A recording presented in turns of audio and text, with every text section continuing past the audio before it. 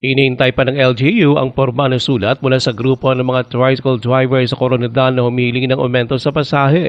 Bunsod ito ng patuloy na pagtaas sa presyo ng mga produktong petrolyo. Ayon kay Mayor Erlinda Pabi Araquel, hihimayin ng LGU ang kahilingan na ito ng mga tricycle driver. Ito ayon pa kay Araquel ay dadaan sa public consultation.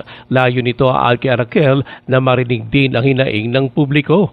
Binigyan din ni Araquel na dapat may salang-alang ang kapakanan kapwa ng mga commuter at tricycle drivers o sa pag-adjust sa fare matrix. Aalamin yung punto ng taong bayan. We have to balance the passengers and of course ang ating mga motorista dito sa lungsod. Kinumpirma ni Araquel na hiniling din ng mga tricycle drivers sa Coronadal na ipagbawal ang mga pribadong terminal para sa motorcycle taxi na mas kilala sa tawag na habal-habal sa loob ng 1 kilometrong radius sa city proper. Karinig din ako ng komento ng mga drivers na sana daw yung habal-habal ay huwag namang payagang pumasok dito sa sentro ng syudad kasi halos nawawalan na ng pasahero yung ating mga tricycle driver. Si Coronadal Mayor Erlinda Pabi Araquel.